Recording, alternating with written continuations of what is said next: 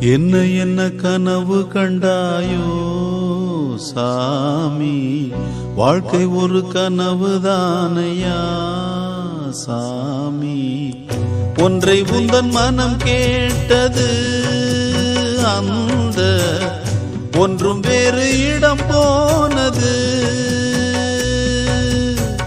கையில் வரும் என பார்த்தது, இன்று கை நழுவியே போனது.